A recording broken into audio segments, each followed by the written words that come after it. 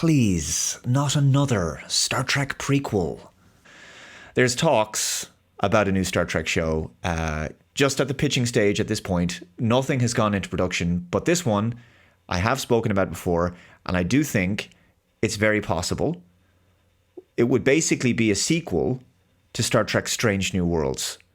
Strange New Worlds is based before the original series, but let's not kid ourselves. It's hard to accept that they're in the same universe, given how visually different everything is. Star Trek Year One is the proposed title for the show, Star Trek Year One. And it would star Paul Wesley as Captain Kirk and Ethan Peck as Spock. Now, technically, this show wouldn't be a remake of the original series because it actually takes place before the second pilot, Where No Man Has Gone Before. So it would be an entire year before that episode. Let's take a look at this article from Screen Rant. Captain Kirk's Strange New Worlds spin-off status revealed by Star Trek executive producer in huge update. Star Trek Strange New Worlds executive producer and co-showrunner Henry Alonso Myers dropped a huge update on Star Trek Year One, their proposed spin-off about Captain James T. Kirk, Paul Wesley, and the Starship Enterprise.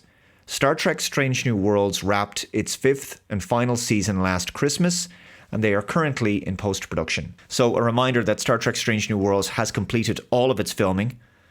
So that's done already. The fourth and fifth seasons were filmed back-to-back.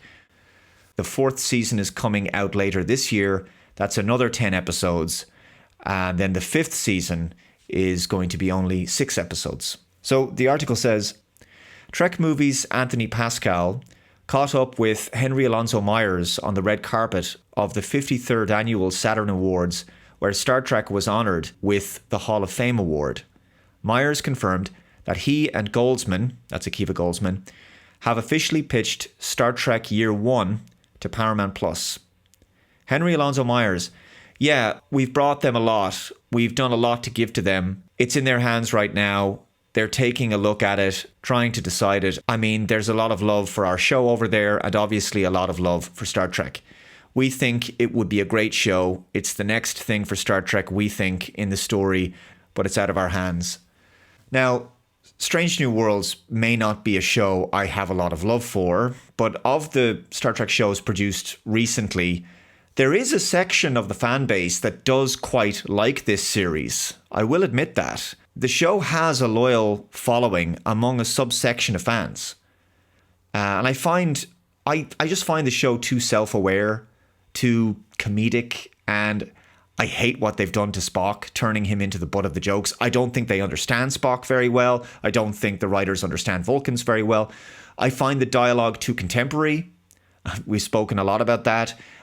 There's way too much like insubordination and back chat between junior and senior officers on the bridge.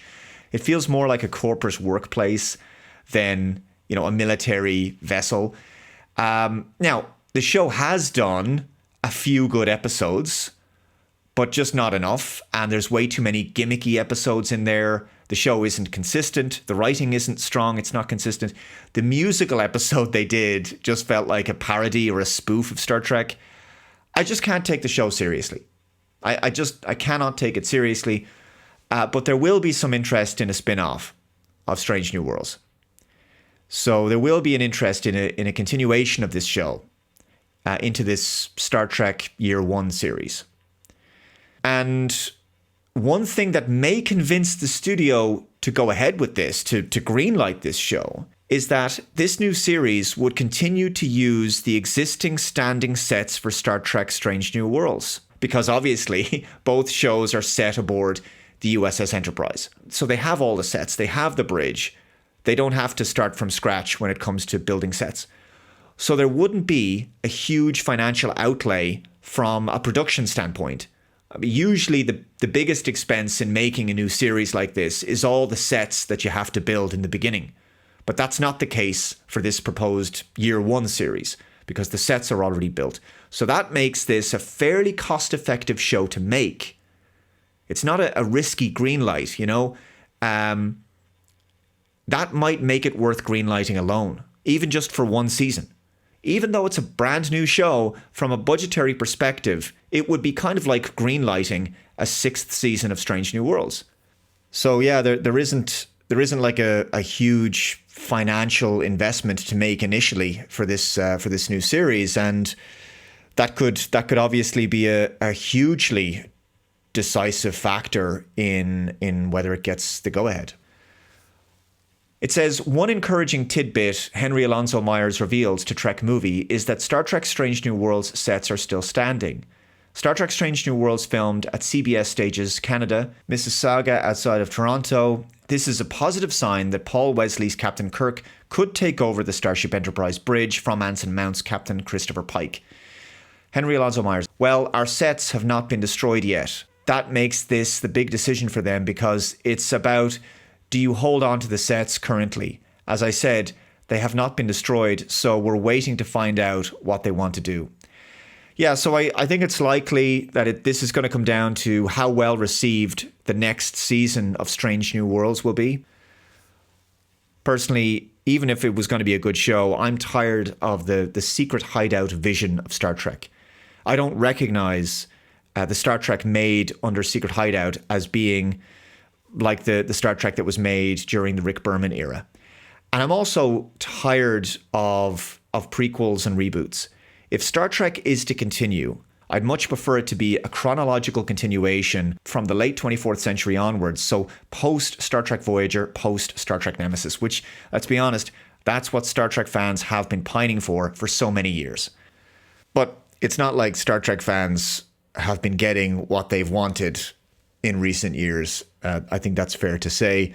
The fan base wasn't exactly calling for that abysmal Section 31 TV movie they did last year, or the appalling Star Trek Starfleet Academy series that's just been released. But yeah, so what do you think about this? What do you think of the idea of what is effectively a reboot of the original series? Again, it's a prequel of the original series because it takes place 1 year before Where No Man Has Gone Before, which of course was the second original series pilot. So it's based after The Cage. Well, actually, all of Star Trek Strange New Worlds, and as far back as the first time that Anson Mount appeared on Star Trek Discovery, which is Discovery's second season, all of that is based after The Cage. Because a lot of Star Trek fans would not be aware that there's actually an 11-year gap between the first pilot, The Cage, and the second pilot, Where No Man Has Gone Before. 11 years had passed. Let me know your thoughts on this one in the comments below. Thank you very much for watching. If you haven't already, please subscribe to the Dave Cullen Show channel. Hit that notification bell to be notified of future updates. Hit that like button. Share the video out there. Take care, and I will see you in the next one. Bye-bye.